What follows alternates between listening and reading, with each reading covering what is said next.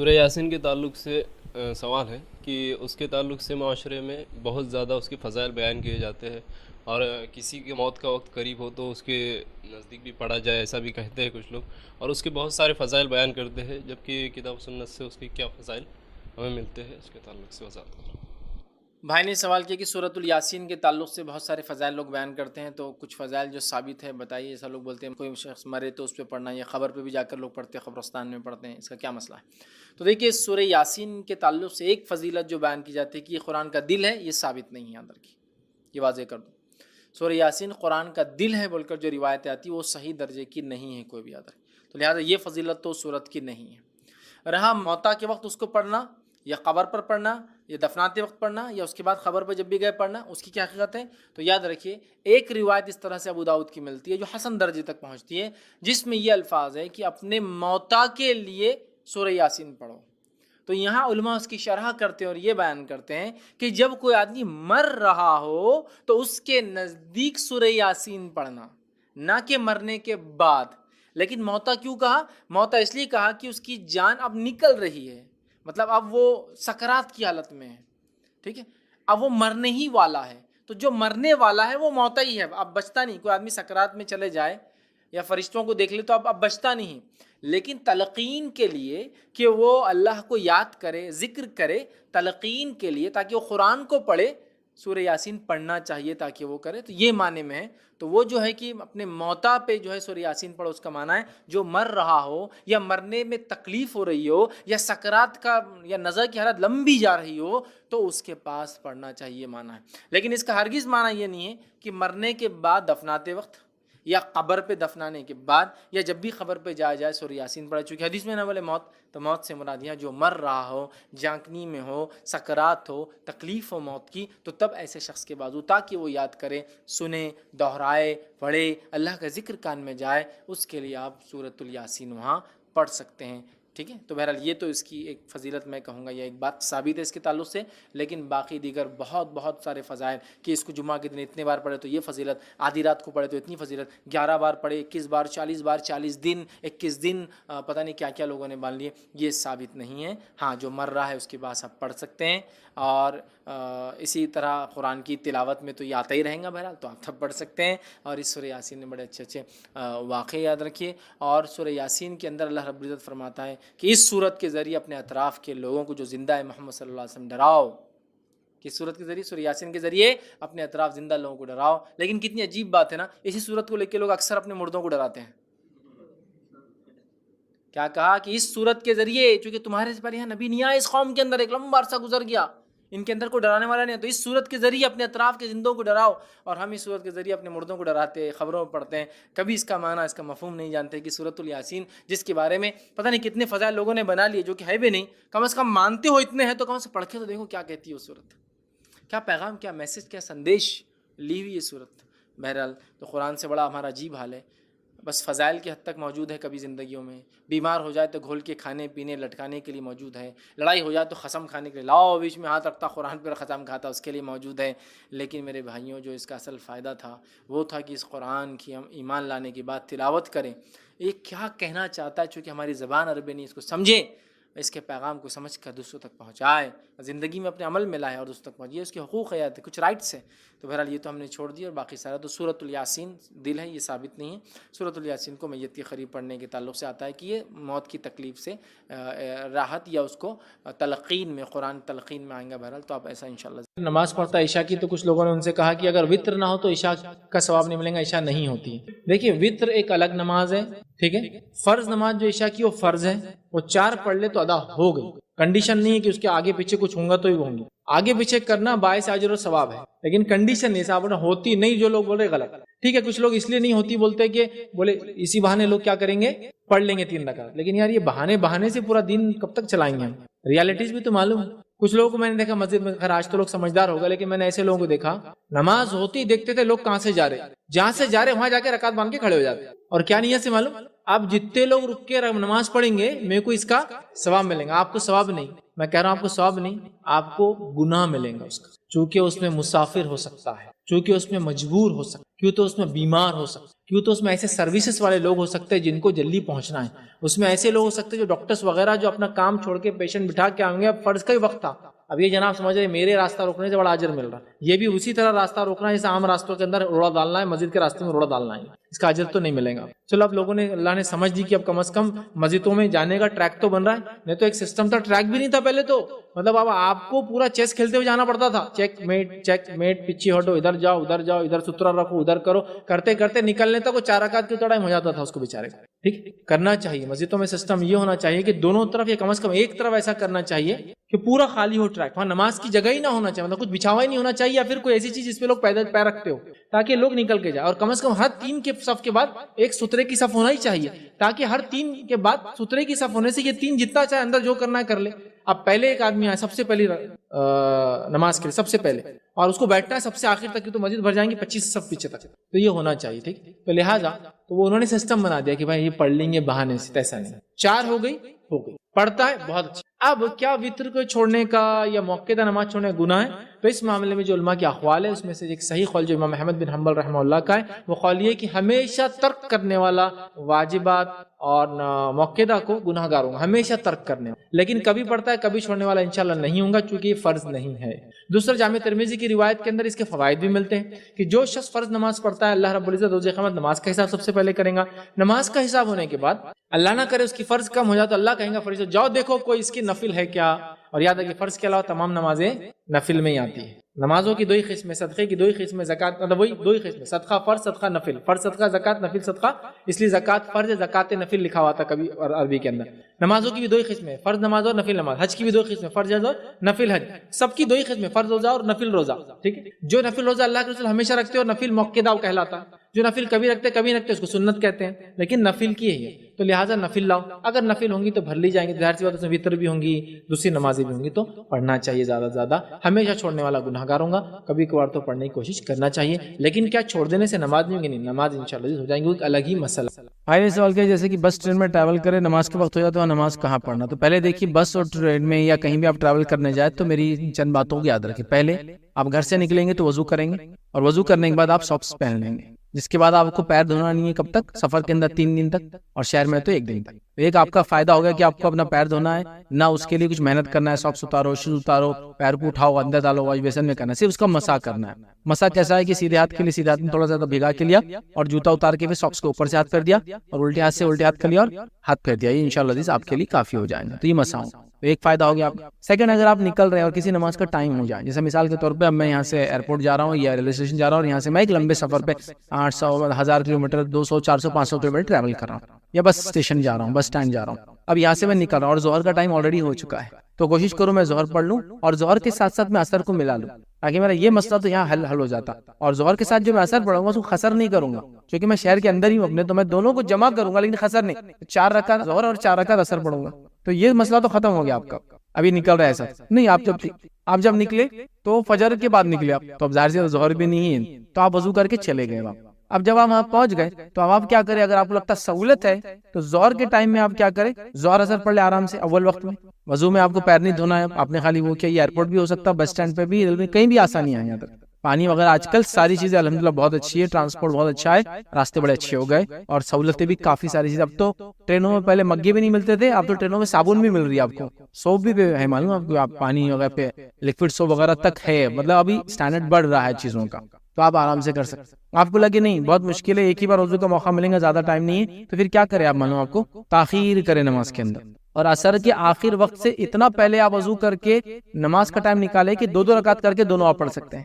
تو آپ نے مثال کے طور پر 6 بجے مغرب کا ٹائم ہو رہا ہے اور عصر کا ٹائم رہتا ہے سورج غروب ہونے سے پہلے تک، مطلب لال ہونے سے پہلے یہ افضل ہے، اور نہیں تو غروب ہونے سے پہلے تک، تو لال سمجھو سورج ہونا چالو ہو رہا ہے سمجھ لیجئے 5 بجے سے یا 5:30 بجے سے، اور 5 بجے اس کا ایسا وقت ہے کہ جب لال نہیں ہو رہا لیکن ابھی لال ہونے کے قریب ہے، تو آپ نے کیا کیا؟ وضو کر کے 2 رکعت ظہر 2 رکعت عصر پڑھ لی۔ اب آپ وہیں بیٹھے رہیں یا اسی جگہ رہیں، اور آپ نے 5:15 تک کر لیا، 45 منٹ آپ کو انتظار کرنا ہے، پھر ہوا مغرب کا ٹائم، مغرب کا ٹائم ہوتے آپ نے اول وقت میں مغرب اور عشاء کر لی، ایک ہی وضو سے تقریباً 1 سوا گھنٹے کے اندر چاروں نمازیں آپ کی ہو گئی، یہ بھی ایک نکالا جا سکتا ہے طریقہ۔ ٹھیک. تو اس طرح سے آپ سفر میں چیزوں کو مینیج کر سکتے ہیں. لیکن ہمارے پاس ایسے بہت سارے حضرات میں جانتا ہوں وہ اپنے مسلک کے نام پہ کہتے ہیں 2 نمازیں ملائی نہیں جا سکتی.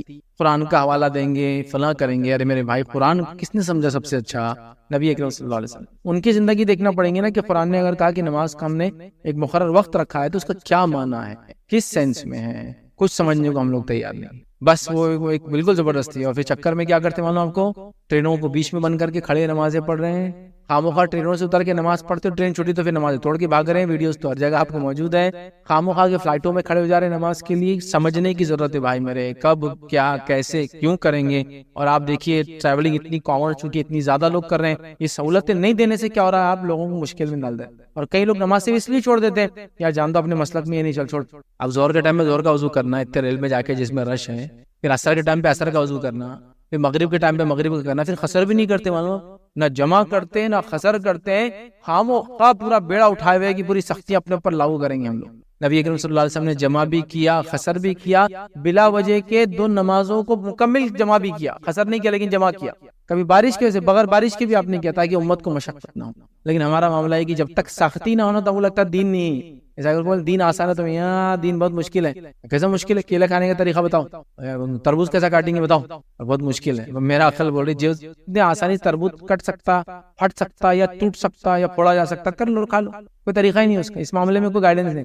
گائیڈنس آپ کو ہے دین اور شریعت کے احکامات کو پورا کیسا کرنا ہے، توحید کا کیا معنی ہے، نماز کیسی قائم کرنا ہے، زکات کیسے دینا ہے، یہ سب بتایا گیا. دنیا کے معاملے میں اختیار آپ گاڑی کی چابی آگے لگاتے وہاں رکھو، گاڑی کی چابی پیچھے لگا کے آگے سے چالو کرنا، جو کرنا ہے کرو، آپ کا مسئلہ ہے. دنیا میں کچھ بھی کرو، آپ جتنے چاہے نئے کام کرو، دین میں نہیں. تو یہاں ہم خامخواہ دین کو مشکل بتاتے ہیں اور دنیا کو آسان بتاتے ہیں. نتیجتاً لوگ عمل نہیں کرتے. ایک صاحب ایک بار بولنے لگے کہ اللہ کا بڑا فضل ہے، مفتی کہتے ہیں اپنے آپ کو، اللہ کا بڑا فضل ہے. بولے کہ اللہ نے پورا دین ہم تک نہیں پہنچا اور پوری سنت ہم تک نہیں پہنچائی. اگر پورا دین اور پوری سنت ہم تک پہنچ جاتی تو بولے اتنی مشکل ہو جاتی زندگی میں. بولے اب بتائیے دوستوں میرے، کیلا کیسا کھاتے آپ، کیا سنت طریقہ ہے اس کا، تربوز کیسے کھاتے ہیں. تو اللہ کا فضل ہے بولے کہ کچھ سنتوں کو اور کچھ دین کو ہم تک پہنچایا نہیں، بولے تاکہ ہم کو آسانی ہو جائے. میں نے کہا زبردست بات بولے. مطلب کیا بولیں گے اس کو، مطلب اب کوئی باقی نہیں رہا. یہاں یہودیوں نے کہا کہ اگر یہ آیت ہم پہ اترتی، کون سی آیت، کہ آج ہم نے تمہارا دین تم پر مکمل کر دیا ہے نا، جو آیت نازل ہوئی نبی اکرم صلی اللہ علیہ وسلم پر، یاد رکھیے کہ آج ہم نے اب تمہارا دین تم پر مکمل کر دیا. جب یہ آیت نازل ہوئی تو یہودی نے کہا اگر یہ آیت ہم پر نازل ہوتی نا تو ہم خوشی مناتے. یہود بھی سمجھ گئے دین مکمل ہو گیا، انہوں اب تک نہیں سمجھے، انہوں بولے پورا نہیں آیا، اگر آ جاتا تو مشکل ہو جاتی. ٹھیک ہے کہ جب نماز میں ہو تو ہم دیکھیں، اس لیے کہ یہ شیطان کا اٹیک ہے، حملہ ہے. وہ نہیں چاہتا کہ انسان کوئی بھی کام دل جوئی سے پورا دل لگا کر کرے. اور خاص طور سے رب کو جو راضی کرنے والے اعمال ہے اس میں تو بہت زیادہ وہ یاد دلاتا ہے، یہ کام کرنا ہے، فلاں کرنا ہے، ادھر دیکھو ادھر دیکھو، یہاں کیا چل رہا ہے وہاں کیا چل رہا ہے. تو آپ نے فرمایا تو شیطان کا اٹیک ہے جو انسان پر ہوتا ہے. ہمیں کوشش کرنا چاہیے کہ ہم نماز کے اندر سر کو ادھر ادھر نہ گھمائیں، آنکھوں سے اوپر نیچے دائیں بائیں نہ دیکھیں. یہ بالکل پسندیدہ عمل نہیں ہے، بلکہ یہ شیطان ہماری نمازوں کو، عبادت کو کمزور کرنے کے لیے یہ کام کرتا ہے. اس بات کو ہم ذہن میں رکھیں. دوسرا کام، آسمان کی طرف نماز میں دیکھنا، اوپر کی طرف نماز میں دیکھنا، یہ درست نہیں. ابتدائی دور میں آپ صلی اللہ علیہ وسلم جب نماز پڑھاتے تو بہت ساری چیزوں کی اجازت تھی. جیسے کہ کوئی سلام کرتا تو صحابہ جواب دے دیتے تھے. جب سلام پھیرا جاتا تو ہاتھ اٹھا کر سلام پھیرا جاتا تھا. ٹھیک ہے، السلام علیکم رحمۃ اللہ، السلام علیکم رحمۃ اللہ. نماز میں کبھی کبھار ضرورت کی باتیں بھی کر لی جاتی تھی. یہ ابتدائی مراحل تھے. اسی طرح نماز میں آسمان کی طرف بھی صحابہ دیکھتے تھے. جیسا خود اللہ نے قرآن میں فرمایا کہ ہم بار بار آپ کے چہرے کا آسمان کی طرف اٹھنا دیکھتے ہیں. آپ صلی اللہ علیہ وسلم نماز میں پڑھتے، دعا کرتے اور آسمان کی طرف دیکھا کرتے تاکہ قبلہ جو ہے رخ بدل دیا جائے. قرآن کے اندر یہ کہ ہم آپ کے چہرے کا بار بار آسمان کی طرف اٹھنا دیکھتے ہیں، آج سے ہم قبلے کو جو ہے بدلتے ہیں اور اب تم جہاں کہیں بھی رہو مسجد حرام کی طرف اپنا چہرہ کیا کرو. تو یہ ابتدائی دور تھا. لیکن بعد میں آپ نے چہرے کو اوپر اٹھانے سے نماز میں منع کر دیا. یاد رکھیے بہت سارے لوگ بنا کسی وجہ کے چہرے کو نماز میں اوپر اٹھاتے رہتے ہیں، ہر تھوڑی دیر کو اوپر اٹھاتے رہتے ہیں. ٹھیک، کوئی وجہ نہیں ہوتی ہے ان کے پاس. ایک عادت سی بن جاتی ہے کہ ایڑیوں پر اونچکتے ہیں نماز میں اور چہرے کو اوپر لے جاتے ہیں. چہرے کو نماز میں نیچے، میں نے جیسا بتایا نیچے رکھنا چاہیے. آپ صلی اللہ علیہ وسلم فرماتے ہیں اور کہتے ہیں، صحیح بخاری اور صحیح مسلم کی روایت آپ نے فرمایا اور کہا، جو لوگ نماز میں اپنی نظر آسمان کی طرف اٹھاتے ہیں وہ اس کام سے رک جائیں. اور آگے فرمایا یا پھر ان کی جو ہے نگاہیں اچک لی جائیں گی. مطلب جو لوگ نماز کی حالت میں اوپر اپنا چہرہ کر رہے وہ اس عمل سے رک جائے کہیں ایسا نہ ہو کہ اللہ تعالیٰ ان کی نظریں اچک لے، مطلب ان کی بینائی، ان کی روشنی، ان کی آنکھوں سے وہ دیکھتے ہیں اس کو چھین لیا جائے۔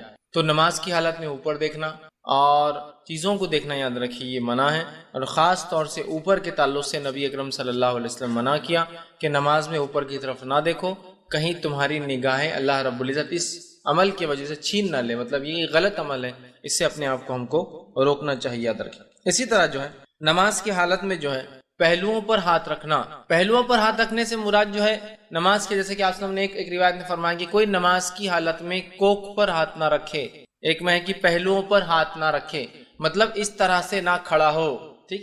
نماز میں یہ جو حصہ ہوتا ہے پہلو مطلب سائیڈ کا جو حصہ ہوتا ہے، ٹھیک، اس پر ہاتھ رکھ کر کھڑے ہونے سے منع کیا گیا ہے نماز کی حالت میں۔ اس کے پیچھے کیا وجہ رہی حدیث میں واللہ عالم کی، کیوں آپ نے اس عمل سے روکا، کیا کرتے تھے لوگ یہ نہیں پتا، لیکن ایک بات تو ظاہر ہے کہ اگر کوئی انسان ہاتھ نہیں باندھ سکتا کسی وجہ سے اور رکھ سکتا ہے تو وہ پھر رکھے ہاتھوں کو چھوڑ دے پھر نیچے، لیکن پہلوؤں پر رکھنا نماز کی حالت میں یا کوک پر ہاتھ رکھنا مطلب پیٹ کے اس حصے پہ ہاتھ رکھنا اس طرح سے نماز کی حالت میں نبی اکرم صلی اللہ علیہ وسلم نے منع کیا ہے، ٹھیک۔ اسی طرح جو ہے لٹکے ہوئے بالوں کو یا آستین کے کپڑے کو یا پھر کرتے کو یا پھر کوئی اور انسان جو ڈریس آج کل لوگ پہن لے رہے ہیں بار بار درست کرنا، جیسے کہ بال سامنے آ رہے ہر بار پیچھے لے جا رہا ہے، آستین جو ہے عادت ہوتی ہے کچھ لوگوں کو کھینچ کے، حالانکہ وہ فولڈ نہیں کرتے، اب نماز میں بھی اتر جاتی ہے پھر نماز میں کھینچتے ہیں، پھر وہ نیچے اتر جاتی ہے پھر کھینچتے ہیں، یا پھر کرتے کو ان کو ایسا شک ہوتا ہے کہ وہ نماز میں پیٹ میں اٹک گیا ہوگا، پینٹ کے اندر پاجام چلا ہوگا،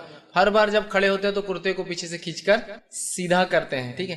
اسی طرح جو ہے اپنی پینٹ کو یا کسی بھی چیز کو کپڑے کو بار بار نماز میں سدھارنا یہ درست نہیں ہے، ایک آدھ بار ہو جائے، ضرورت کے تحت ہو جائے تو ایک الگ چیز ہے کہ وہ اٹک گیا ہے، کسی کے پیر میں اٹک رہا ہے، ہر بار میرا کرتا اتنا لمبا ہے تو میں سمیٹ سکتا ہوں، لیکن کنٹینیوسلی صرف انکانشیسلی یہ عمل کو لوگ کرتے رہتے ہیں، بالوں کو سدھارتے رہتے ہیں، یہ درست نہیں ہے۔ یا تو اپنے بالوں کو آپ اچھے سے جما لیں، اچھے سے دبا دے یا اچھے سے باندھ لے، لیکن نماز میں بالوں کو ہر بار سیدھا کرنا یہ درست نہیں ہے، یا پھر بالوں میں خواہ ہاتھ ڈالنا یہ درست اور پسندیدہ عمل نہیں ہے، یا اسی طرح کپڑوں کو سیدھا کرنا، خاص طور سے ان نوجوانوں کو میں کہوں گا جو چھوٹے چھوٹے کپڑے پہن لے رہے آج کل، اتنا چھوٹا شرٹ ہوتا ہے کہ وہ کیا ہوتا ہے کہ وہ شارٹ شرٹ بولتے ہیں، پہلے ہی اونچا ہو جاتا ہے۔ اب ہوتا ہے کہ جب نماز میں آدمی جھکتا ہے تو جھکتے وقت جو ہے پیچھے جو کمر کا حصہ اس کا کھل جاتا ہے، اور پینٹیں بھی ایسی پہنتے ہیں کہ جو بہت نیچے ہوتی ہے کمر پر۔ اب جب آدمی جھک جاتا ہے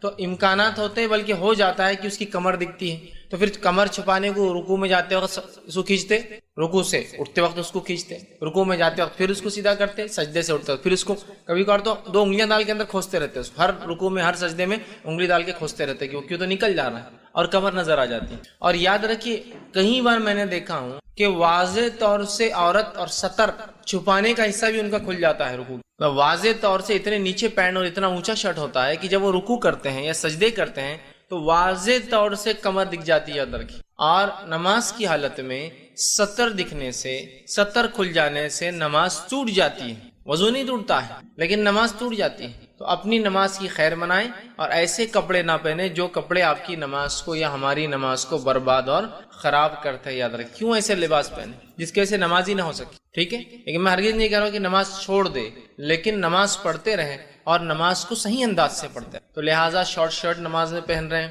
یا ایسی پینٹیں جو کمر تک آتی ہے، نیچے تک آتی ہے، جب رکوع کرتے ہیں تو پیٹھ نظر آ جاتی ہے، یا رکوع کرتے وقت یا سجدے میں جاتے وقت کنٹینیوسلی فکر ذہن میں ہوتی ہے کہ اس کو سیدھا کرنا ہے، اس کو سیدھا کرنا ہے، یہ درست نہیں۔ اس لیے کہ نماز میں خواہ کپڑوں سے کھیلنا، سدھارنا، ڈالنا، جمانا یہ درست نہیں ہے۔ اسی طرح بالوں کو پیچھے کرنا ہر تھوڑی دیر کو نماز کی حالت میں جن کے لمبے ہوتے ہیں یہ درست نہیں ہوگا، اس لیے کہ نبی اکرم صلی اللہ علیہ وسلم فرماتے ہیں اور کہتے ہیں، صحیح مسلم کی روایت آپ نے فرمایا، مجھے 7 ہڈیوں پر سجدہ کرنے کا حکم دیا ہے، مجھے 7 ہڈیوں پر رکوع کرنے، سجدہ کرنے کا حکم دیا ہے، اور یہ کہ میں کپڑا بالوں کو نہ سمیٹوں۔ مجھے کیا حکم دیا گیا ہے؟ دیکھیے جب حکم کی بات آ رہی مطلب یہ اللہ کی طرف سے بات ہے کہ مجھے نماز کو 7 ہڈیوں پر تو 7 ہڈیاں کون کون سی ہوتی ہے؟ ایک ہڈی سر کی ہوتی ہے، سر اور ناک ملا کر ایک ہی ہڈی ہے، چونکہ اسکل کے اعتبار سے ایک ہے، دوسرے 2 ہڈیاں دونوں ہاتھ ہوتے ہیں, تیسری 2 ہڈیاں دونوں گھٹنے ہوتے ہیں, اور اس کے بعد دونوں پیر, تو پیر کے 2 انگلیاں جو مڑتی ہیں وہ ہڈیاں, اس کے بعد گھٹنے کے وہ 2, وہ 4 ہوئے, ہاتھوں کے 2 یہ 6 ہوئے, اور سر کا ایک اسکل یہ ہوئے 7. تو 7 ہڈیوں پر سجدہ کرنے کا حکم ہوا ہے, اور مجھے یہ بھی حکم ہوا ہے کہ میں اپنے بالوں کو اور اپنے کپڑوں کو نماز میں نہ سمیٹوں. بہت سارے لوگ نماز میں اتنا بڑا کپڑا پہن کے آ جاتے ہیں کہ نماز اپنی جگہ رہتی ہے, رکعت باندھنے کے بعد کنٹینیو صرف کپڑے کو ہی سدھارتے رہتے ہیں, ادھر کا کپڑا لے کے ادھر ڈالتے ہیں, ادھر کپڑا لے کے ادھر ڈالتے ہیں, ادھر سے پکڑ کے رومال کو ادھر صحیح کرتے, ادھر سے پکڑی صحیح کرتے, ادھر سے پکڑی ادھر کھینچے. مطلب ایسے لباس آپ نہیں پہن سکتے جس کو آپ کو نماز میں سدھارنا پڑے, اس لیے کہ نماز خشوع کے لیے ہے, کپڑوں کو سدھارنے کے لیے نہیں ہے, کپڑوں کو سمیٹنے والا عمل نہیں ہے یہ. تو کپڑے سمیٹتے رہتے پوری نماز بھر, اور کبھی کبھار لوگ تعجب کرتے ہیں کہ نماز پڑھ رہا ہے کیا کر رہا ہے, ہر اس میں ہو جاتا ہے. کبھی کوئی نمازی کا سین کیمرے میں آ جائے, سمجھ لیجیے ہوتا ہے کبھی کچھ مساجد میں کیمرے ہوتے ہیں جس کو لائیو دیکھتے ہیں, اتنی حرکت کہ دوسرا آدمی تعجب میں پڑ جاتا ہے اس کی نماز صحیح ہے میری نماز صحیح ہے, اور اتنی حرکت تو. اور عموماً الحمدللہ ہندوستان میں لوگ بہت کم حرکت نماز میں کرتے ہیں, لیکن بالخصوص عربوں کو دیکھا گیا اتنی حرکت نماز میں کرتے ہیں, وہ بھی یہ والی بالوں کو سدھارنے والی اور کپڑوں کو سدھارنے, جبکہ آپ سے فرما رہے مجھے 7 ہڈیوں پر سجدہ کرنے کا اور کپڑوں اور بالوں کو نہ سمیٹنے کا حکم دیا گیا ہے. مطلب اس بات کا خاص خیال رکھنے کا کہا گیا کہ یہ عمل مجھ سے نہ ہو. تو ایسا لباس مت پہنیے پھر جس کو آپ کو سمیٹتے رہنا پڑ رہا ہے. ٹھیک, اتنا لمبا پہن لیا کہ بازو والے کا اٹکتا ہے تو آپ نماز میں سوچ رہے کہ پہلے کھینچ لوں تاکہ وہ اٹک نہ جائے, یا اٹھتے وقت کوئی پیچھے کا نمازی اس کا سر رگڑا نہ جائے کہ تو اتنا لمبا ہے کہ سجدہ اس کا اس پہ ہو رہا ہے, یا پیچھے کا نمازی پریشان ہے تو جھکتے بھی ہے تو پھر سمیٹتے ہیں جمع کرتے ہیں. مت پہنیے پھر. چست لباس کا اسلام حکم نہیں دیتا بہت ٹائٹ, لیکن اتنا بھی وہ مت کیجیے کہ اس کو سمیٹنے کے اندر آپ کا وقت ضائع ہو. تو آپ صلی اللہ علیہ وسلم نے کپڑے کو سمیٹنا, بالوں کو سمیٹنے سے منع کیا ہے. ٹھیک ہے, اسی طرح جو ہے آپ صلی اللہ علیہ وسلم فرماتے ہیں اور کہتے ہیں نماز کے تعلق سے, جس کے اندر جو عموماً ہم عمل کرتے ہیں وہ یہ ہے کہ انگلیوں کو انگلی میں ڈالنا اور اس سے آواز کرنا لوگ کرتے ہیں نماز کی حالت میں. انگلی جیسا نماز میں کھڑے ہو جاتے اور کھڑے کھڑے پھر کنٹینیو نماز چلو, پھر یہ انگلی لیا پھر توڑ لی, پھر کنٹینیو نماز چلو, یہ ہاتھ ڈال کے پھر کنٹینیو نماز چلو, یا اٹھتے وقت آپ دیکھیے نماز یوں کرتے پھر کنٹینیو نماز چلو. یہ منع ہے انگلیوں کا نماز کی حالت میں توڑنا, یا ان کو اندر ایک میں ایک ڈال کے اس طرح سے جس کو چٹخارے لینا کہیں گے, انگلیاں آواز کرتی جس کی وجہ سے یہ نماز کی حالت میں, اس لیے کہ خشوع کے خلاف ہے. اب جیسی انگلیاں ٹوٹنے کی آواز آئیں گی بازو والا بھی پریشان ہوتا ہے کیا ہو رہا ہے, اس کا بھی کنسنٹریشن ہلتا ہے. ٹھیک, اور وہ بھی دیکھتا ہے کہ میں کیا ہو رہا ہے, تو یہ درست نہیں ہے. تو اپنے جو ہے ہاتھوں کو کھیلنا اس طرح سے درست نہیں ہے. نبی اکرم صلی اللہ علیہ وسلم فرماتے, ابن ماجہ کی روایت ہے, نماز میں اپنی انگلیوں کو نہ چٹخاؤ, مطلب نہ توڑو, ان کی آواز نہ کرو نماز کی حالت میں. تو نماز میں انگلیوں کو نہیں توڑنا چاہیے, اس بات کو بھی ہم یاد رکھیں. اسی طرح نماز کی حالت میں جو چیز ناپسندیدہ ہے وہ یہ ہے کہ سجدے کی جگہ پر ایک سے زیادہ مرتبہ اگر کنکریاں یا کچھ چبھنے والی چیزیں تو کنٹینیو اس کو صاف کرنا یا ہٹانا, یا اپنے سر کو صاف کرنا اور ہٹانا. نبی اکرم صلی اللہ علیہ وسلم اس سے منع کیا کہ بار بار کوئی یا تو سجدے کی جگہ کو صاف کرے یا تو اپنے سر کو صاف کرے. اب یہ چیز کہاں کہاں لاگو ہو سکتی ہے؟ ایک جہاں دھول ہے, مسجد میں کبھی ایک صف بھرتی ہے, اب کبھی کبھار لوگوں کو جوش آ گیا, 2-4 صف کے لوگ آ گئے, تو اب جو ریگولر نمازی ہے جو عام لوگ پیچھے پریشان ہوتے اتنی دھول رہتی کیونکہ وہاں ریگولر نماز نہیں ہوتی, یا چھت پہ چلے جانا پڑتا کبھی. تو یاد رکھ لیجیے اب اگر آپ دھول پہ نماز پڑھ رہے ہیں تو مٹی اور دھول پاک ہوتی ہے. تو بہت سے لوگ پھر کیا کرتے ہیں, جب ایسی مٹی دھول دیکھتے ہیں سجدے میں جاتے وقت تھوڑا سا اس کو صاف کرتے ہیں, پھر اٹھنے کے بعد سر کو صاف کرتے, کونی صاف کرتے, یہ کونی صاف کرتے, گھٹنے صاف کرتے ہیں. کچھ نہیں کریں گے ہم. اگر آپ کو لگ رہا ہے یہ دھول مٹی کا ہی معاملہ ہے تو آپ سمجھ لیجئے یہی تقدیر ہے آج کی کہ آپ کے کپڑے آج خراب ہونے والے ہیں اس کے اندر. اور نماز میں کپڑے خراب ہو اس سے اچھی اور کیا بات ہو سکتی, کہاں کہاں کپڑے خراب نہیں ہو جاتے ہیں انسان کے, ہے نا. تو لہٰذا unnecessary ایکشنز نہ کریں. نبی اکرم صلی اللہ علیہ وسلم فرماتے اور کہتے ہیں, یہ سنن ابو داؤد کی اور جامع ترمذی کی روایت, آپ نے فرمایا اور کہا سجدے کی جگہ میں ایک سے زیادہ کنکریاں ہاتھ نہ پھیرو. مطلب اگر کنکریاں ہیں چبھنے والی چیزیں تو ایک سے زیادہ بار ہاتھ نہیں, 1 ٹائم کر سکتے, اس کا مطلب ایک سے زیادہ بار مت پھیرو, مطلب ایٹ 1 ٹائم نماز کی حالت میں. تو بیسٹ پارٹ کیا ہوگا, میں کہوں گا آپ جہاں سجدہ کر رہے ہیں, ویسے عموماً مسجد میں ایسا ایشوز نہیں کھڑے ہوتے ہیں, لیکن مسجد سے ہٹ کر کبھی نماز کا موقع آ جائے, جیسے جمعہ ایکسٹرا لوگ آگے باہر تک چلے گئی صف, یا جہاں مسجد بن رہی ہے ابھی اور آپ نماز کو چلے گئے تو اینٹ مٹی پتھر وہاں ہوتا ہے, یا پھر کوئی بنی ہوئی مسجد میں ایک آدھ کنکر پتھر آ جائے, تو آپ پہلے سجدے دیکھ لیا, اسی جگہ پہلے ہی صاف کر لیں. اگر نماز میں ضرورت ہے تو صرف ایک بار صاف کر سکتے ہیں, یا تو وہاں ایک بار یا تو یہاں ایک بار, کیا کرنا ہے سوچ لیجیے. تو پہلے ہی آپ صاف کر لیں تاکہ کھڑے نہ ہو. جھکنے کے بعد کبھی چٹائی پہ آپ نے سجدہ کیا اور ایک دم بہترین نوکیلا کنکر آیا اور ایسی جگہ آتا ہے جہاں بالکل آپ کا سر ٹکتا ہے جا کے، تو پھر ایک بار تو اجازت ہے، آپ فوراً اس کو ہاتھ سے بازو کر لے سکتے ہیں، اٹھا کے آپ جیب میں رکھ لیں سب سے اچھا، تاکہ دوسروں کو بعد میں نہ چھپے، بعد میں مسجد کے پھینک دے لے جا کر اس، ٹھیک بہرحال۔ تو ایک سے زیادہ آپ نے فرمایا اور کہا جب تم میں سے کوئی نماز کے لیے کھڑا ہو تو کنکریوں کو نہ چھوئے، ٹھیک ہے۔ آگے فرمایا، بلکہ معاف کرنا، پہلی جو روایت پڑھ رہا تھا میں وہ یہ تھی کہ سجدے کی جگہ آپ فرماتے ہیں، سجدے کی جگہ میں جو ہے، اچھا وہ حدیث کے الفاظ یوں ہیں، جب تم میں سے کوئی نماز کے لیے کھڑا ہو تو کنکریوں کو نہ چھوئے، اس لیے کہ رحمت نمازی کے سامنے سے آتی ہے۔ جب تم میں سے کوئی شخص نماز پڑھ رہا ہو اور کنکریاں سامنے ہو تو بار بار ہاتھ نہ پھیرو، اس لیے کہ رحمت نماز میں سامنے کی جانب سے آتی ہے، جو اللہ کا رحم ہوتا ہے انسان پر وہ سامنے کی طرف سے آتا ہے، لہٰذا کوئی شخص کنکریوں کی طرف ہاتھ نہ پھیرے بار بار۔ آگے ایک روایت میں آپ فرماتے ہیں اور کہتے ہیں اگر تم ایسا کرنا ہی ہے تو ایک بار کر سکتے ہو، اگر تمہیں ضرورت ہے کچھ کرنے کی تو ایک بار میں کنکریاں صاف کر سکتے ہو، تکلیف دہ چیز کو ہٹا سکتے ہو، یاد رکھیے، ٹھیک۔ اب عام طور سے کنکریاں ایزا نہیں دیتی ہیں، گول گول ہوتے ہیں، خالی اتنا ہے کہ بے چینی پیدا کر دیتے ہیں، لیکن ایزا دینے والی چیز کو آپ ہٹا سکتے ہیں، پھر ایک بار ہو دو، جیسے کاٹے آ گئے غلطی سے، کچھ ایسے ایزا دے رہا ہے نا، آپ سجدہ ہی نہیں کر پائیں گے، جسم کو نقصان ہوگا تو اگلے سجدے اور اگلی نمازیں ضائع ہوں گی۔ ایزا دینے کا الگ چیز ہے، کنکریاں ایزا نہیں دیتے ہیں۔ ریت عموماً آسلم کے زمانے میں ریت آ جایا کرتی تھی، یہ ریت ایزا نہیں دیتی ہے کبھی بھی، ہاں اتنا ہے کہ بے چینی پیدا کر دیتی ہے۔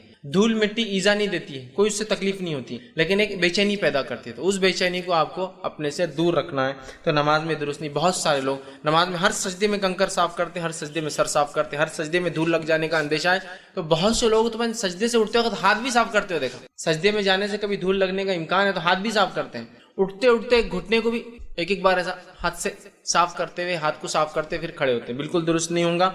ہم ایک بار کوئی حرکت کرنا ہے تو کیجیے، اس سے زیادہ یہ عمل کثیر کہلائیں گا، ایک خامخواہ کا ایسا عمل جو نماز کا حصہ نہیں آپ کر رہے ہیں وہ کہلائیں گا، ٹھیک۔ اسی طرح جو ہے آپ سے فرماتے ہیں اور کہتے ہیں اس کے علاوہ اور کوئی بھی ایسا عمل جو بے قاعدہ ہو، جو نماز کی درستگی میں نہیں ہے، نماز کا پارٹ نہیں، وہ نہیں کرنا چاہیے۔ کچھ بھی ہو سکتا بے قاعدہ، جیسا کہ لباس کو سیدھا کرنا بار بار، داڑھی میں بار بار ہاتھ ڈالنا، مونچھوں کو نماز کی حالت میں سدھارنا، بالوں کو نماز کی حالت میں سدھارنا، ایکسٹرا ہے۔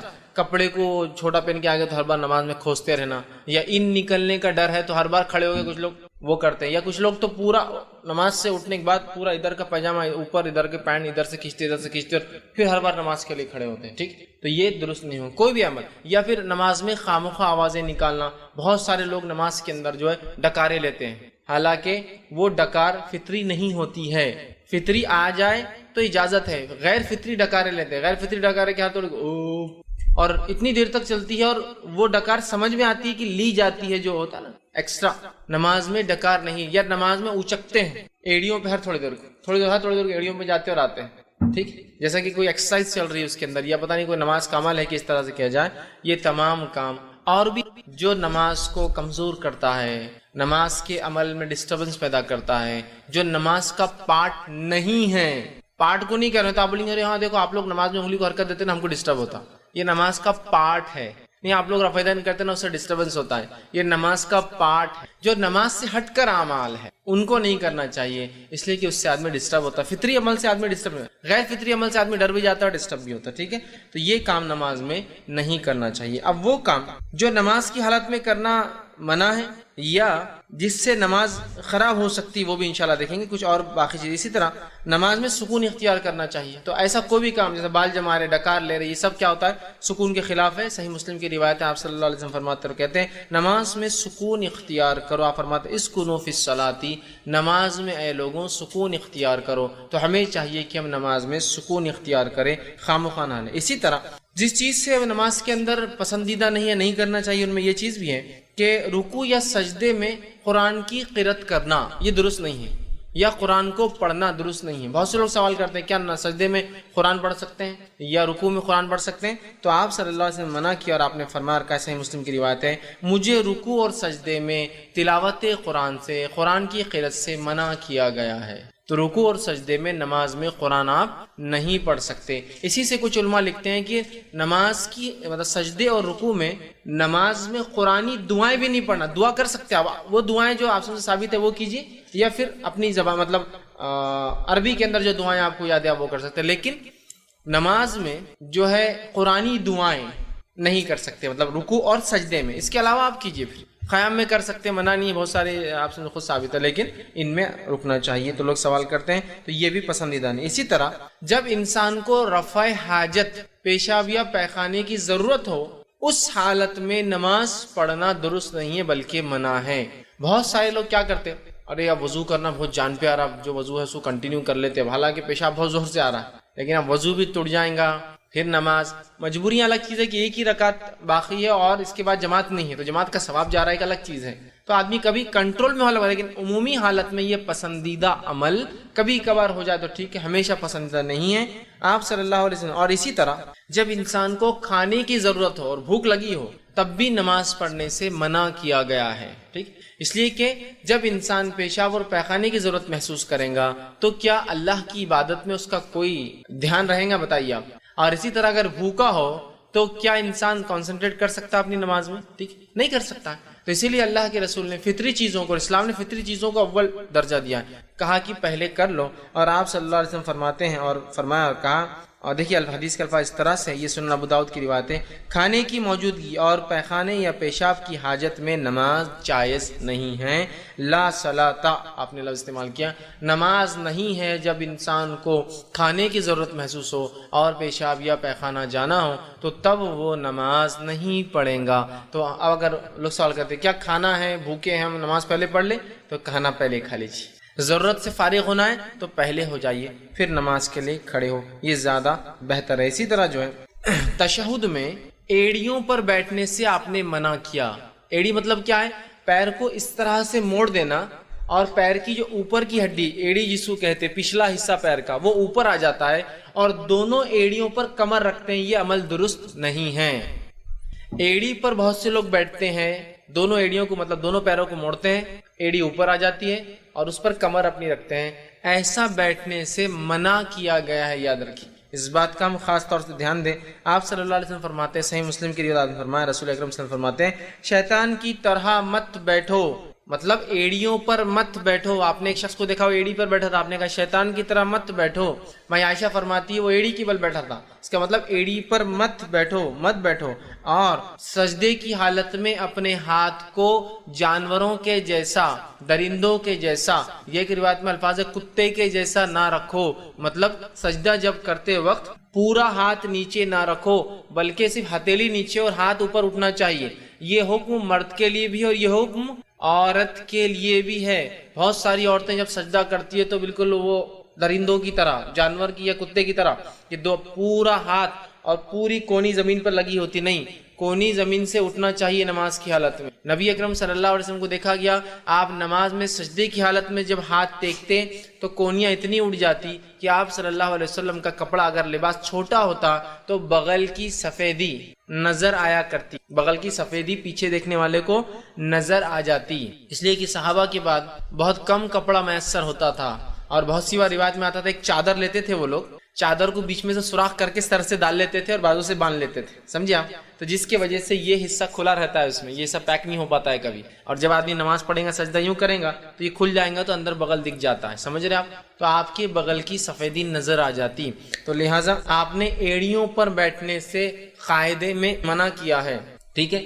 ایڑیوں پر، ایک ایڑی پر بیٹھنا تو خود سنت سے ثابت ہے۔ نماز میں اگر دو قاعدے ہیں تو پہلے قاعدے میں آپ ایک پیر کو موڑ دیں گے، الٹے پیر کو، الٹے پیر کو موڑ کر اس پر کمر ٹیکیں گے اور ایڑی بازو سے ایسی کھڑی رہیں گی، یہ تو پہلا ہوا۔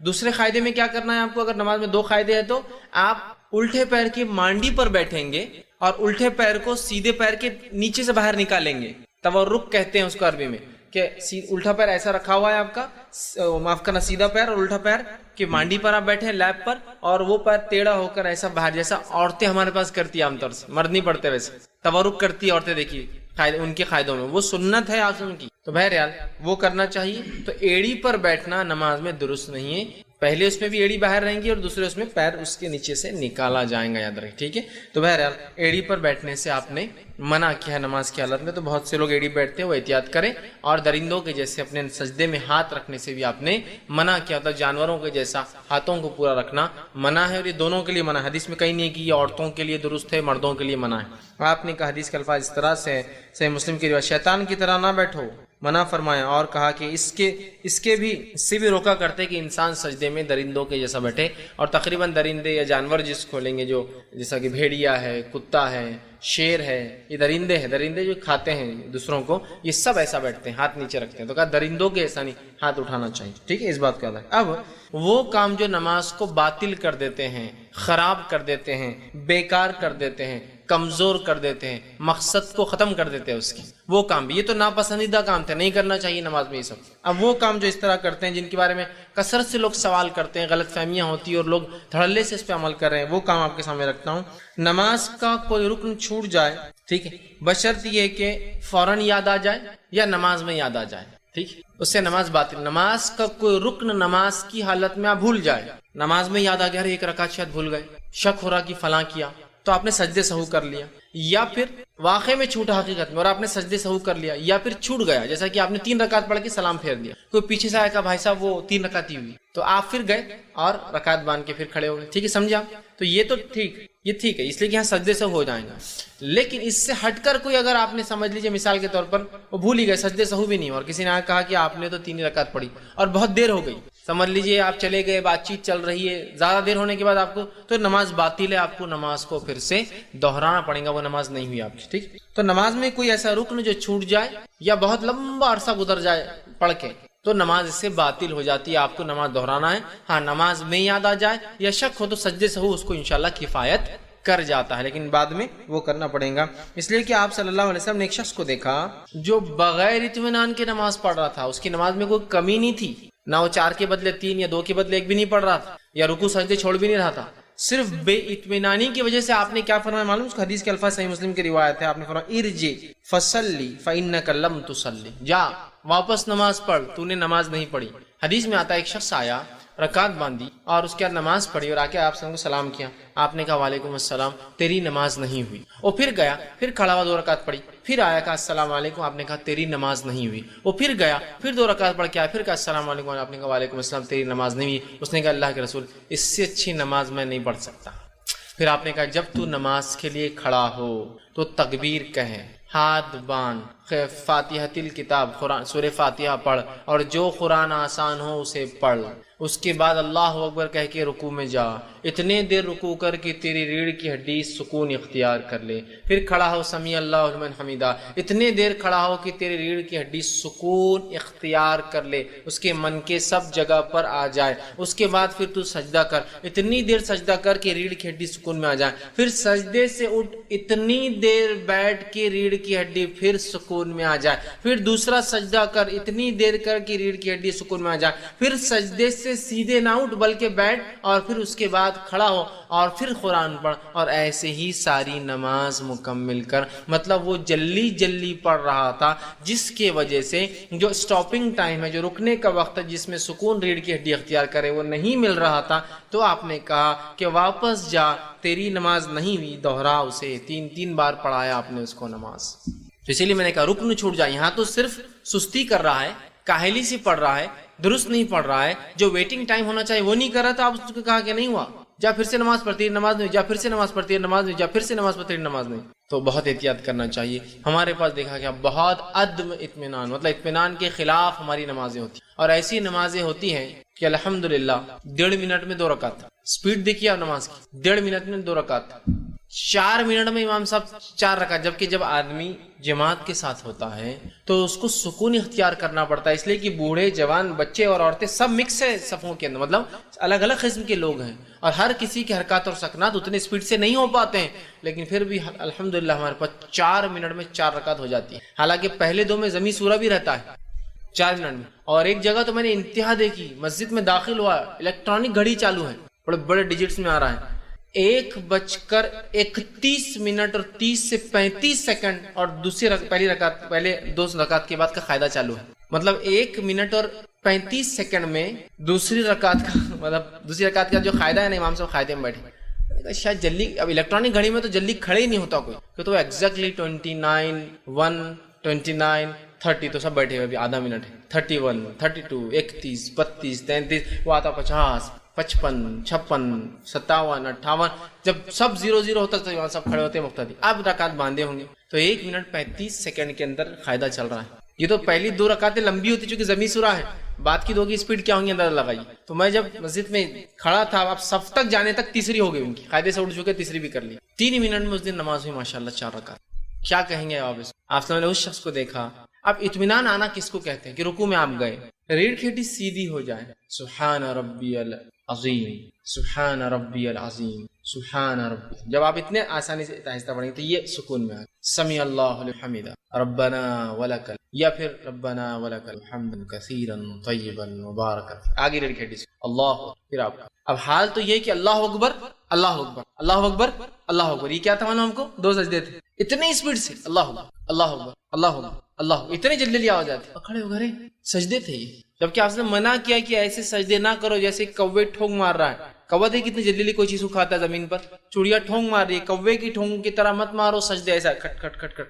تو احتیاط کرنا چاہیے. تو یہ تو اطمینان نہیں حاصل کیا تو آپ نے کہا حدیث میں الفاظ ارجع فصلی فانک لم تصلی، جا واپس نماز پڑھ، تیری نماز نہیں ہوئی. تو رکن چھوٹنے کا اس لیے میں نے اس میں لایا کہ اس سے نماز باطل ہو جاتی ہے، آپ کو دہرانا پڑے گا. اسی طرح دوسری چیز نماز میں کھانا پینا یہ درست نہیں، اس لیے کہ آپ صلی اللہ علیہ وسلم نے فرمایا اور کہا، صحیح بخاری کی اور صحیح مسلم کی روایت ہے، ان فی الصلاۃ لشغلا، آپ فرماتے ہیں نماز میں اللہ تعالیٰ کے ساتھ انسان کی مصروفیت ہوتی ہے، وہ مصروف ہوتا ہے اللہ کے ساتھ، لہٰذا کھانا پینا اس میں درست نہیں ہوگا. اب آپ کوئی بھی بولیں گا نماز میں کون کھاتا پیتا ہے، ٹھیک، کھاتا پیتا نہیں ہے نماز کے اندر، لیکن اگر منہ میں کچھ ہے تو اس کو بھی نہ کھائیں. آپ کچھ کھا کے نکلے اور بعد میں منہ میں آ جاتی ہے کچھ چیز تو بھی نہیں کھائیں گے آپ، پھر کیا کریں گے؟ آ جائے تو آپ نکالیے اور رکھ دیجیے اس کو اپنی جیب میں، ادھر ادھر مت پھینکیے، اس سے کہ وہ غلاظت ہے، آپ ڈال دیجیے جیب کے اندر، ٹھیک، سمجھ رہے ہیں بات کو، لیکن اس کو نگلا نہیں جائیں گا، ٹھیک ہے، اس کو نکال کے آپ رکھ دیں گے. تو نماز میں کھانا پینا یہ بھی نماز کے عمل کے خلاف ہے اور یہ درست نہیں ہوگا. تو اس بات پہ بھی ہم جو ہے خاص دھیان دیں، ٹھیک. تیسری چیز جو ہے کہ نماز کی درستگی کے علاوہ ہلچل کرنا نماز میں یہ درست نہیں ہے. یاد رکھیں، نماز کی درستگی کے علاوہ ہلچل کرنا یا نماز میں بات کرنا خاص طور سے یہ درست نہیں ہے. نماز کی درستگی کے لیے انسان بات کر سکتا ہے لیکن نماز میں بات کرنا اس کے علاوہ درست نہیں ہے. سورہ بقرہ سورہ نمبر 2 آیت نمبر 238 میں اللہ رب العزت فرماتا اور کہتا ہے وقوموا للہ قانتین، اور اللہ کے لیے جو ہے اطمینان سے اور سکون کے ساتھ نماز کو ادا کرو، ٹھیک. اور اسی طرح آپ نے فرمایا کہ نماز کو سکون کے ساتھ پڑھا کرو، ٹھیک، اللہ کے لیے خاموشی سے کھڑے رہا کرو، ٹھیک. تو سکون کے ساتھ کرنا ہے. تو لہٰذا نماز میں ہمیں نماز کے علاوہ بات چیت نہیں کرنا ہے. اب آپ یہ پوچھ سکتے ہیں کہ نماز کے اندر بات چیت بولے تو یہ کیا ہے، کون سی بات چیت کریں گے؟ اب جیسا کہ امام نے غلطی کی، آپ لقمہ دیتے ہیں، لقمہ دینا کیا ہے؟ بات کرنا تھا. اصل میں فرمایا جب کوئی امام سے غلطی ہو جائے تو مقتدی کیا کرے، کیا کہے؟ سبحان اللہ. تو بات کرنا ہوگی نا، سبحان اللہ. امام سے جب کوئی غلطی ہو تو مقتدی اشارے کے لیے کیا کہیں گا؟ سبحان اللہ، ٹھیک ہے. ہمارے پاس کیا بولتے ہیں؟ اللہ اکبر، مطلب کر، کیسا نہیں کرتا، جھک اٹھ. ہم اس کو آرڈر نہیں کر سکتے ہیں، ہم کہیں گے سبحان اللہ. آپ غلطی پر اس کا اللہ کی ذات پاک ہے، آپ غلطی کر رہے ہیں، یہ معنی ہوتا ہے اس کا. ہم بس کیا کرتے ہیں؟ اللہ اکبر، مطلب سمجھے امام غلطی سے قاعدے کے بغیر اٹھ گیا، اللہ اکبر. تو اب آپ نے کہنا ہے سبحان اللہ، تو لوگ کیا ہوتا ہے؟ اللہ اکبر، اور بالکل بیٹھے بیٹھے ہی بولتے، اٹھتے نہیں ہیں. مطلب بیٹھنے چ پڑیں گا تیرے کو، کیسا نہیں بیٹھتا؟ اللہ اکبر اللہ اکبر. اب وہ کبھی کبھار اس کو اندازہ نہیں کیا گڑبڑ کر رہا ہو تو اٹھ جاتا ہے، بیٹھ جاتا ہے، کھڑا ہو جاتا، پریشان ہوتا ہے امام بھی بہت دیر. سب سے بیسٹ پارٹ ہے سبحان اللہ. امام اس کے بعد بھی نہیں بیٹھا، آپ کو کھڑے ہو جانا پڑے گا، اس ساتھ مل جانا پڑے گا، سمجھ رہے؟ تو بہرحال سبحان اللہ. عورتوں سے آپ نے کہا کہ عورتیں چونکہ آواز سے نہیں وہ کریں گی تو عورتیں کیا کریں گی؟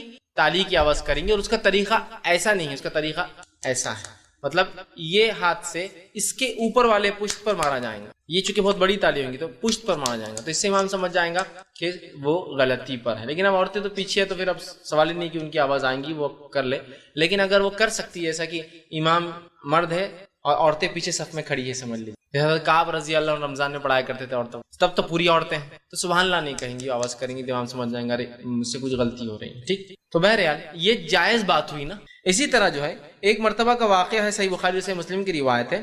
آپ صلی اللہ علیہ وسلم نماز پڑھا رہے تھے ظہر کی، 3 رکعت پڑھا دی. تو پیچھے ایک صحابی کھڑے تھے اور نماز میں کہ اللہ کے رسول کیا نماز کم ہو گئی یا بھول گئے؟ یہ کہا. آپ نے فرمایا نہ نماز کم ہوئی نہ میں بھولا ہوں. اور آپ نے سجدے سہو، چونکہ یہ جائز بات چیت تھی نماز میں. صحابی نے کہا اللہ کے رسول کیا نماز کم ہو گئی یا بھول گئے؟ چونکہ ابھی وہ رول نہیں آیا تھا کہ سبحان اللہ، وہ پتہ نہیں صحابہ کو نہیں پتا تھا. تو آپ سے جو آپ سب پہ وہی اتر رہی تھی، شریعت بن رہی تھی، تو ہو سکتا ہے شاید ظہر 3 رکعت ہوگی، وہ ڈرنے لگے تو پوچھ لیا. آپ نے کہا نہ میں بھولا، نہ ظہر کم ہوئی بلکہ میں بھول گیا ہوں. اور اس کے بعد آپ نے جو سجدے سہو کرایا اس میں. ٹھیک، تو آپ نے 3 رکعت پڑھا دی تھی. تو یہاں صحابی نے بات کی، لیکن آپ نے بعد میں یہ نہیں کہا تم نے نماز میں بات کیسا کی، کیسا بولے میرے کو، خاموش ہے. تو پتہ چلا نماز میں جائز بات چیت جو ضرورت کی ہوتی ہے، ویسے جو نماز کی درستگی کا پارٹ ہے سبحان اللہ کہنا، لقمہ دینا بھی بات کرنے میں آئیں گے. جیسا کہ امام پڑھ رہا ہے اور اس سے مسٹیک ہو جائے، سورہ کافرون پڑھ رہا ہے اور وہ غلط ملت ہو گئی اس کی قرأت، کیا پہلے تھا کیا بعد میں تھی، آیت ریپیٹ ہو گئی، تو پھر آپ اس کو لقمہ دے سکتے ہیں، لقمہ دے سکتے ہیں. ٹھیک، لقمہ دینے کے لیے سب سے پہلا حق تو اس کے پیچھے کھڑے ہوئے انسان کا ہوگا، جو جس نے اقامت دی ہوں گی، اور اس کے بعد جو بھی پھر جانکار ہوگا، اسے جانکاری نہیں تو اس نے دینا چاہیے. ٹھیک، اور کچھ لوگ بھی دے دے تو کافی، اس لیے کہ جیسے عموماً اگر معروف سورے ہے، چھوٹے چھوٹے آخری سورے سب کو یاد ہوتے ہیں، لیکن ایسا ہوتا ہمارے مسجد میں اتنے لوگ چلا دیتے کہ وہ امام بھی بھول جاتا اب جو آگے کا تھا، سب ایک ساتھ لقمے دیتے ہیں، کھڑا ادھر لقمے آ جاتے کہ پریشان. تو جو سب سے پہلے نزدیک ہے وہ حقدار ہے اس لقمے کے، اور اس کے بعد والے ظاہر سی بات ہے ان کی آواز وہاں تک پہنچے گی بھی نہیں نا، تو پہلے وہ حقدار ہے. تو ہم انتظار کریں کہ وہ لوگ لقمہ دے یا اس کے تعلق سے کچھ کریں، اس بات کو آپ یاد رکھیں. اسی طرح نماز میں ہنسنا یہ درست نہیں ہے. مسکراہٹ کبھی آ جائے تو فقہا لکھتے ٹھیک ہے، کیونکہ اس میں ہنسی نہیں اور ایکسٹرا عمل کچھ بھی نہیں، کہ آدمی کوئی چیز یاد آ جائے، کچھ واقعہ ہو جائے اور مسکراہٹ نکل جائے لیکن ہنسا نہیں اس نے، تو ابھی نماز. ہاں بس ہوتا ہی ہے، یہ رول بھی معلوم نہیں ہوتا کہ نماز میں ہنسنا نہیں ہے. اب ہنسی آ رہی ہے اور ایک نے ہنس دیا تو شیطان تو وہاں رہتا ہی ہے، شیطان سب کو ہنسانا شروع کر دیتا ہے. اب ہو رہا یہ ہے کہ آپ اپنی نماز پوری خراب کر رہے ہیں اور آگے اور پیچھے صف والوں کی سب کی نماز خراب کر، مطلب ایک ویو اپون ویو چلتی ہے، وہ لہروں پہ لہریں آتی ہے اور وہ خاموش بیٹھ جاتا. اب وہ کیا ہوتا، وہ دور تک ہاں ہاں ہاں ہاں چل رہے، پھر یہ کھڑا ہے، پھر تھوڑی دیر اس کو ایک لہر آتی. اب مجھے نماز میں ہنسی آ رہی، کیا کروں گا؟ مانو آپ کو نماز کو نکل جاؤں گا اس میں، کیونکہ اس سے میری نماز بھی خراب ہوں گی اور سارے لوگوں کی نماز خراب ہوگی. میں ایک مرتبہ کا ایک واقعہ سناتا ہوں. ایک دن میں نے سب سے لمبی ظہر اور سب سے چھوٹی مغرب پڑھی، ایک ہی دن کا واقعہ ہے. ایک بار امام صاحب نہیں تھے مسجد میں. اب کیا ہونا ہے مسجد کا حال، ایک تو کیا کرتے ہیں امامت کے لیے زبردستی، چلو آگے چلو. وہ ایک آدمی کوئی تو پھنس جاتا ہوں، اس کا مسئلہ نماز پڑھانے کا نہیں ہوتا، اس کو ڈر رہتا بعد میں دعا کیسے کرو گا، دعا یاد نہیں رہتی نماز کے بعد. آگے کیوں نہیں جاتے نماز میں بہت سارے لوگ، ان کو نماز پڑھانا آتی ہے، دعا کون کرائے گا، وہ یاد نہیں رہتی ہے، تو پریشان رہتے. اب چلو بڑھا دی، ایک صاحب کو ظہر کے لیے بڑھا دی. جب ظہر پڑھائی ماشاءاللہ انہوں نے سب سے لمبی ظہر 16 منٹ کی ظہر چل رہی ہے. اب وہ اس لیے پڑھا رہے کہ ان کو لگ رہا میں بہت جلدی پڑھتا تھا، آج آرام سے پڑھوں گا. مطلب ان سے میں نے بعد میں پوچھا آپ نے اتنی لمبی نماز ماشاءاللہ آپ خود بھی اتنی لمبی نماز کبھی پڑھتے نہیں؟ تو بولے میں ایسا پڑھا تھا، بولے الحمدللہ ایسا پڑھ رہا تھا. ایسا کرتے بہت ٹائم لگ رہا تھا نا، تو ہو گئے 16 منٹ کی ظہر. ٹھیک، اب جب وہ کھڑے ہوئے اور جب سجدے کرا تو سجدے اتنے لمبے کرا، سجدے میں لوگ ہنس رہے. لمبی نماز ہوگی تو بھی ہنسی آ رہی لوگوں کو. سجدے کے علاوہ کوئی مسجد میں آواز نہیں، پھر سب ایک دم خاموش. پھر سجدے میں جا رہے جب سجدے سے کھڑے ہوئے سب نارمل، ایک آدمی نظر نہیں آ رہا ہے کون ہنسنے والا تھا، کوئی نہیں دکھ رہا. وہ بچوں نے شروع کی ہنسی. بچوں نے کیا کی معلوم، پیچھے ایک بچہ تھا، جب امام صاحب سجدے میں گئے تو وہ اٹھا، ارے اٹھو نا، تو بہت دیر سے وہ سجدہ کر رہے. 16 منٹ کی نماز پڑھا رہے ظہر، بولے سجدے کتنے لمبے تھے.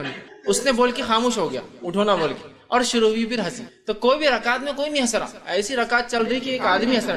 سجدے میں جاتے ہی جو ہنسی کی آواز آ رہی مجلس کے اندر، تب کیا کریں گے؟ بیسٹ پارٹ، اٹھو نکل جاؤ باہر، ہنسی آ رہی نکل جاؤ، چھوڑ دو اس نماز کو. یہ بیسٹ ہے. وہاں رہنا، ہنستے رہنا اور سب کی نماز خراب کرنا بہت بری بات ہے. بہت سے لوگ ہوتے ہیں، ایک تو مسئلہ معلوم نہیں کہ موبائل اگر بج جائے نماز میں تو بند کرنا چاہیے. اگر بج جائے تو میں یہ کہوں گا آپ بند کیجئے یا اپنی نماز توڑ دیجئے نا. کھڑا ہے وہاں سے سخت بن کے دباتے رہتا، دستی لگاتا اس کو، اور وہ بج رہا، پورے مسجد کی نماز خراب ہو رہی. ایک تو مسئلہ یہ ہے کہ اس کو بند کر دیا جائے. بند نہیں کر سکتے، آپ کو یہ مسئلے کا علم نہیں تو نکل جاؤ نا، اپنی نماز خراب کرو نا. پورے مسجد کو کیوں آپ تکلیف پہنچا رہے موبائل کے، سمجھ رہے؟ یا تو مسئلے کا علم حاصل کرو یا تو بند کر دو، نکل جاؤ سب وہیں کھڑے. اب اسی دن سب سے چھوٹی مغرب بھی پڑھی ہم نے. ایک صاحب آئے، اللہ ان پر رحم کرے، ان کی مغفرت کرے، نماز کے لیے ان کو آگے بڑھا دیا گیا. نماز کے لیے کھڑے ہوئے اور وہ ناک میں سے خیرت کرنا شروع کر دی. انہوں نے قدیم لوگ جس طرح سے خیرت کرتے ناک میں الحمدللہ شروع کر دی. ان کی نماز شروع ہوتے ہی وہ خیرت، پیچھے بچوں نے ہنسنا چالو کر دی اور بچے تو ہنس کے بھاگ گئے. اس کے بعد بس ایک لہر چل رہی ہے، ہر تھوڑی دیر کو ایک ہنس رہا اور وہاں تک ہنسی جا رہی، پھر وہ ہنس رہا وہاں تک۔ مسجد میں سیریل 4-5 صف بھر کے کم سے کم 70-80 لوگ ہنس رہے، ایک بھی توڑ رہا نہیں، ایک بھی نہیں توڑ رہا۔ تو میں 2 رکعت تک کچھ کر سکا اور دوسری رکعت میں بھی نکل کے بھاگ گیا، پھر پرانی بات بھاگ گیا نکل، یہ اتنا ہنس رہے۔ اور جب میں بھاگ کر گیا تو مسجد کے کونے میں دروازہ بند کر کے لوگ لوٹ رہے تھے ادھر، مطلب وہاں ابھی دور چالو ہی تھا ہنسی کا۔ ایک تو خیرت ہنسنے کی بات نہیں تھی، آ گئی آپ کو ہنسی، سیدھا چھوڑنا اور بھاگ جانا وہاں سب، وہاں بس لوگ ہنستے کھڑے ہوتے ہیں۔ تو کبھی مسکراہٹ ہو جاتا، کوئی واقعہ یاد آ گیا، جیسے آپ نماز پڑھ رہے آپ کا ہی بچہ سامنے آ گیا اور کیا چل رہا ہے، بلکہ بچے بہت کرتے ہیں، شیطان بھی ان کو بہکاتا ہے۔ اب ہنسی آ سکتی ہے لیکن آپ خالی مسکرا رک گئے تو یہ نماز میں کوئی مسئلہ نہیں، یہ نماز میں نہیں ٹوٹتی، کوئی کمزوری نہیں، یو کین گو آن، آپ چلتے رہیے آگے پڑھتے رہیے۔ ہنسی آ گئی تو نماز پھر تو آپ صلی اللہ علیہ وسلم نے جو ہے سے منع کیا، نماز میں ہنسنا درست نہیں۔ اور اس کے تعلق سے آپ سے جو حدیث کے الفاظ ہیں وہ طبرانی کی روایت، آپ نے فرمایا کہا کہ مسکراہٹ نماز کو نہیں توڑتی، البتہ قہقہ لگا کے نماز کو پڑھنے سے نماز ٹوٹ جاتی ہے۔ ہنس رہے آپ، کہ نماز کا مقصد فوت ہو گیا نا، آپ ہنس رہے ہیں، نماز عاجزی ہے، انکساری ہے، اللہ سے دعا ہے، رحمت کی دعا ہے، اللہ سے جو ہے بہت ساری چیزیں بندہ کرتا ہے، مشغول ہوتا ہے، اس سے بات چیت کرتا ہے، اور اس میں پھر اس کو ہنسی آ گئی تو وہ اس عمل کے خلاف ہو گیا۔ مسکراہٹ آنا ایک الگ چیز ہے، وہ آ جاتی ہے کبھی کبھار، ہنسنے سے نماز ضائع ہو جاتی ہے۔ کیا کریں گے آپ؟ نماز توڑ کے ٹھیک چلے جائیں۔ اور کچھ فقہا اسی وجہ سے اس حدیث سے لکھتے ہیں کہ قائقے مار کے ہنسنے سے وضو بھی ٹوٹ جاتا ہے۔ کیوں آپ نے کہا کہ نماز نہیں ہوتی، مطلب وضو ٹوٹ جاتا ہے، لیکن بہرحال صحیح بات تو یہ کہ وضو نہیں ٹوٹے گا، صرف جو ہے وہ نماز نہیں ہوگی ہنسنے سے، تو فوراً نکل جائے، کیونکہ نماز ہی نہیں ہو رہی آپ کی، کیوں کھڑے؟ لیکن وہاں پر برابر وہ صف میں کھڑا رہ کے ہنستے کھڑے رہیں گا پورا ٹائم، ہٹیں گا نہیں، لیکن فوراً ہٹ جانا چاہیے۔ اسی طرح جو ہے کسی بھی کام میں ایسی مشغولیت جو عبادت کے منافی ہو، یہ درست نہیں ہے، یاد رکھیے، جو بھی کوئی مشغولیت جو عبادت کے منافی، عبادت کے مقصد کو